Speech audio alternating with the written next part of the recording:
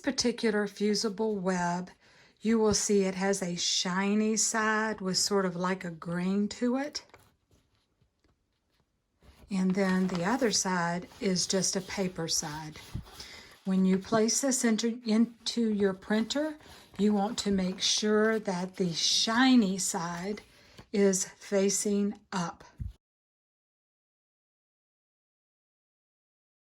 We are just simply going to cut our pattern pieces out now. And you do not have to be exact with this. I do trim them about 1/4 of an inch to a 1/2 an inch away from the line. This is a batik, so there is no right or wrong side of the fabric, but you always want to iron to the wrong side of the fabric. With this particular fusible web, you just hold it on your iron on for, I don't know, about 10 seconds.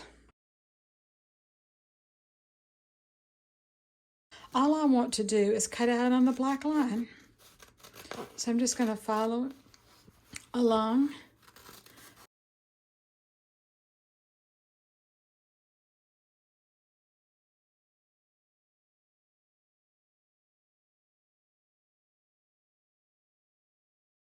I'm going to remove my fusible web from and all you do is get your fingernail under there from my fabric and peel it back. And as you can see, it's now shiny because it has that really, really super thin layer of glue on there.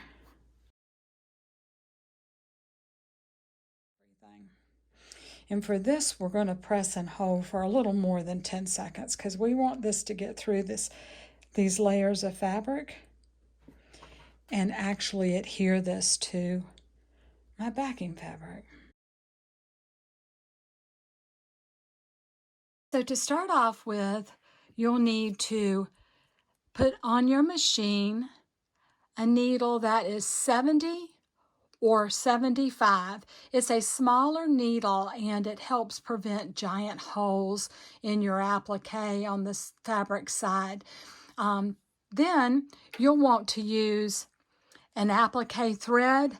I broke down and bought on Amazon this box, and it's a big box of thread. It was only $37 and it has every color under the sun, and it's all of these with the white tops right here, all of these colors. So whatever I'm appliquing, I have tons of colors for. Invisifil, and I use this for my bobbin. It is 100 weight and almost clear. It's not clear, but it is almost clear, and it is an absolutely fantastic thread, and I highly recommend it.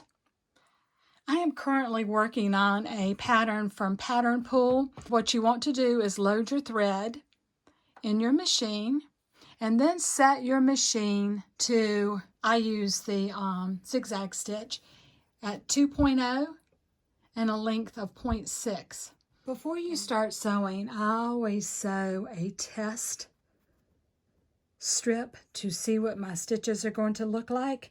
So if I need to adjust my tension so that my bobbin thread does not come up onto the top of what I'm sewing.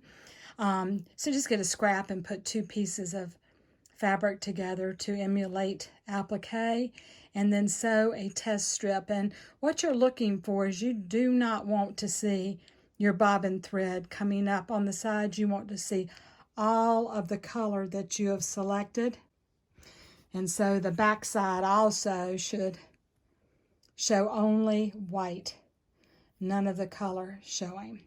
So adjust your tension if you need to where you do not see bobbin thread on the right side of your applique. I have my walking foot loaded on my machine. If you do not have a walking foot, you can also use your open toe foot. I find the walking foot feeds the fabric through better and you get a better result. But again, you can always use your open toe foot like this. All right, so I'm going to drop my needle right on the fabric side of where I want to applique. And then I'm going to lock my stitch by just taking a few stitches in place. And then I'm going to start sewing.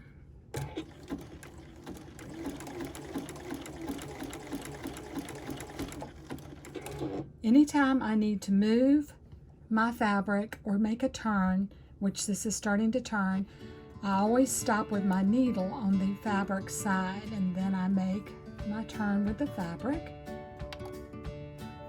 and continue going.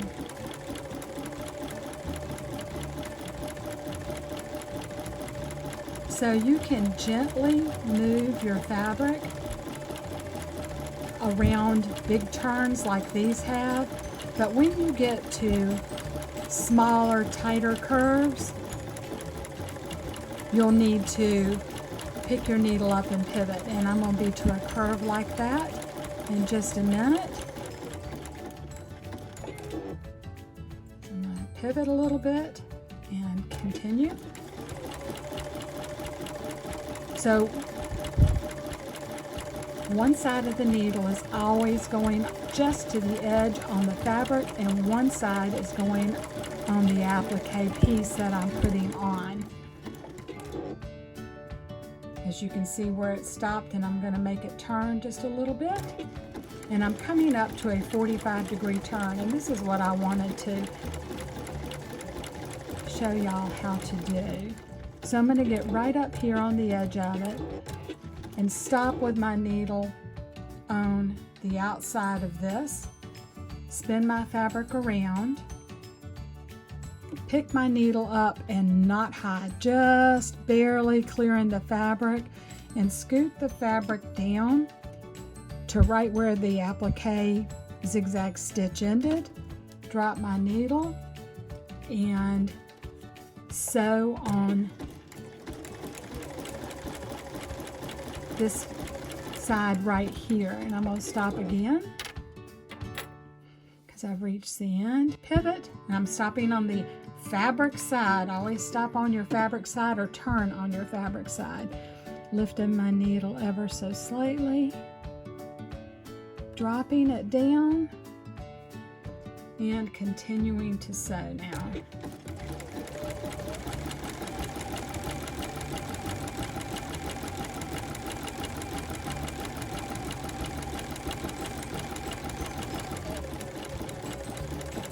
I slow down when I get to big curves that I think may need some adjustment in my positioning.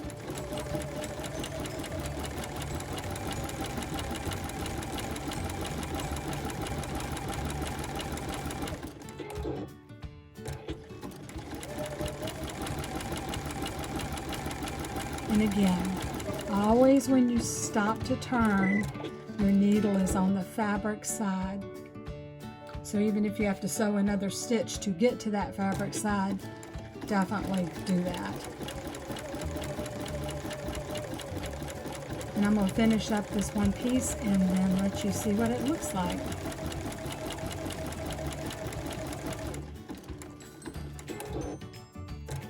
And again, my machine is set on 2.0 and 0.6 to get this look. I don't use the blanket stitch, but I know a lot of people do.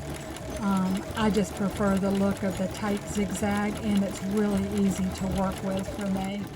Coming up to another turn, stopping right at that corner, spinning it around, lifting my needle up ever so slightly and coming back down right there and starting again.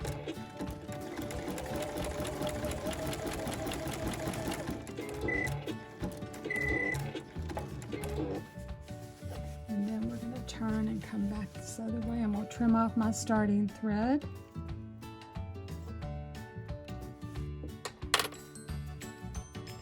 Lift my needle up. Scoot it down ever so slightly and sew some more.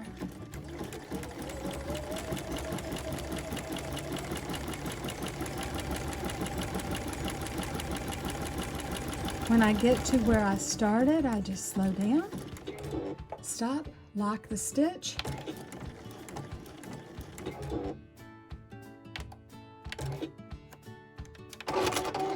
and cut it. And so this is what I have just appliqued on. So you can see. And there you go. I hope that helps you with your applique. Hope you enjoyed this. Bye, guys.